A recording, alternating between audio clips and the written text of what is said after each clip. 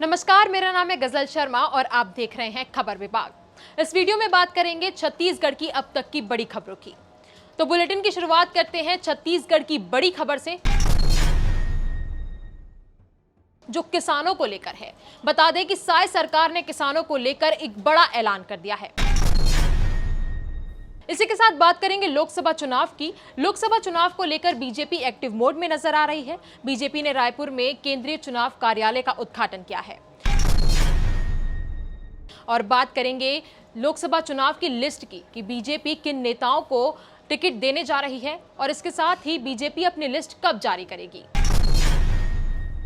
BJP के साथ साथ कांग्रेस की बात भी होगी कि कांग्रेस चुनाव को लेकर कितनी सक्रिय है।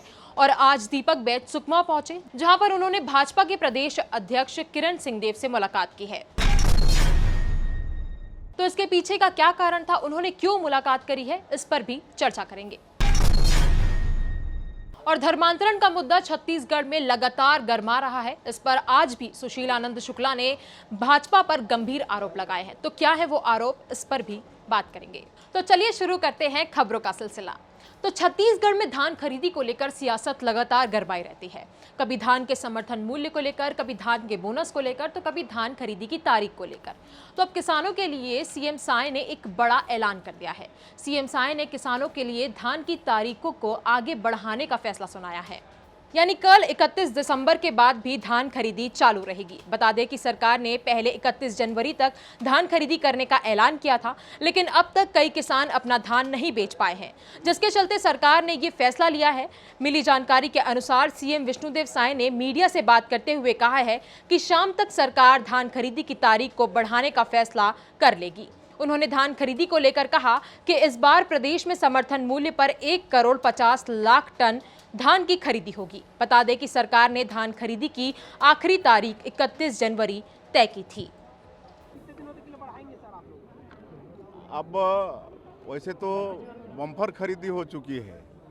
1,30,000 मेट्रिक टन खरीदने का लक्ष्य था, लेकिन वो लक्ष्य हम लोगों का पूरा हो चुका है और आज भी खरीदी हो रही है, कल भी खरीदी होगी। फिर भी मांग आ रही है, क्योंकि बीच में बारिश होने की वजह से किसान धान बेच नहीं पाए हैं। और आज समाचार मिला है कि किसान लोग आ रहे हैं और वो आग्रह करेंगे, मतलब धान का खरीदी का समय बढ़ाने के लिए निश्चित रूप से धान का खरीदी का समय बढ़ाएंगे। तो कुल मिलाकर देखा जाए तो साय सरकार ने धान खरीदी की तारीखों को आगे बढ़ाने का फैसला सुनाया है।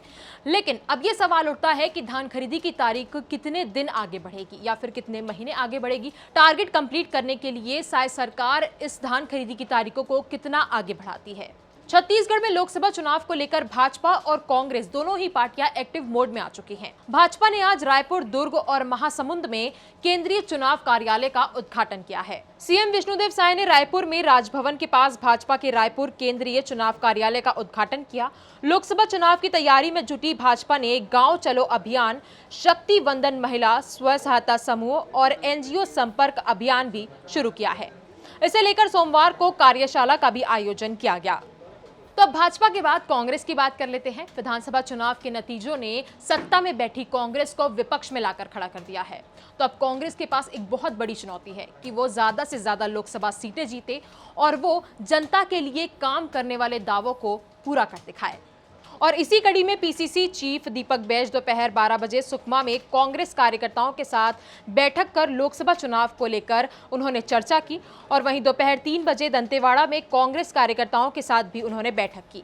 बैठक से पहले दीपक बैज ने प्रदेश अध्यक्ष किरण सिंहदेव के शोक संतप्त परिजनों से मुलाकात की और बैठक के दौरान भारत जोड़ो न्याय यात्रा के छत्तीसगढ़ आगमन पर भी चर्चा की। और इसके साथ ही राज्य सरकार की विफलताओं और स्थानीय मुद्दों पर रणनीति तैयार करने के लिए 15 फरवरी तक बैठकों को पूरा करने के भी निर्देश दिए गए हैं।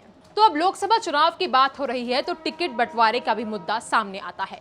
टिकट बंटवारे को लेकर दोनों ही पार्टियां मंथन कर रही हैं, एक दूसरे के साथ बैठक कर रही हैं और ये सोच रही हैं कि कौन सी सीट से किसे टिकट देना चाहिए। और हमेशा से देखा जाए तो भाजपा चौंकाने वाले फैसले ज्यादा लेती है।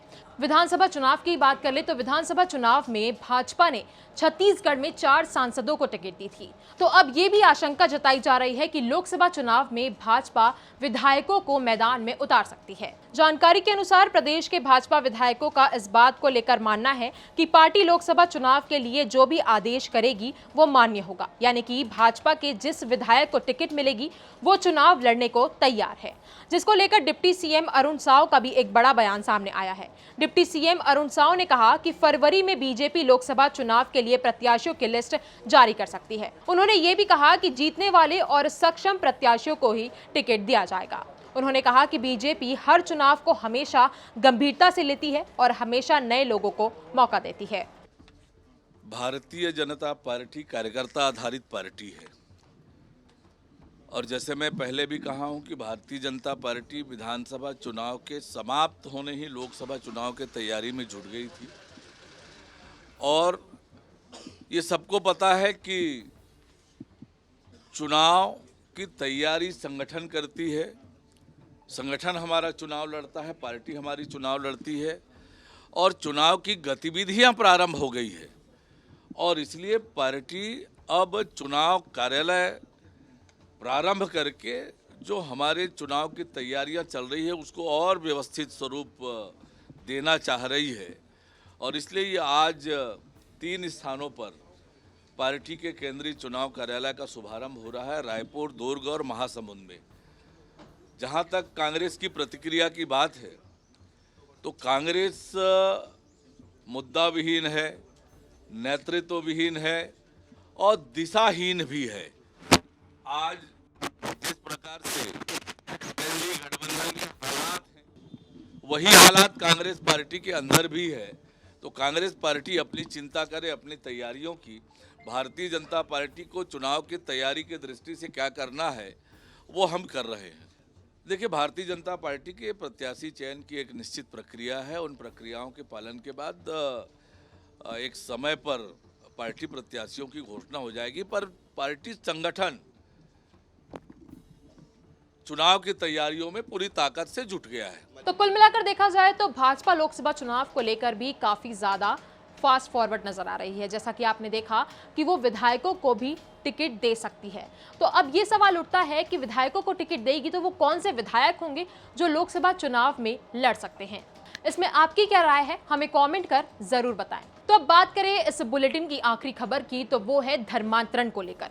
छत्तीसगढ़ में धर्मांतरण का मुद्दा लगातार गर्मा रहा है। एक तरफ जहां CM Vishnudeo Sai, deputy CM Vijay Sharma लगातार बयानबाजी कर रहे हैं, तो वहीं दूसरी तरफ कांग्रेस से भी लगातार पलटवार देखने को मिल रहा है।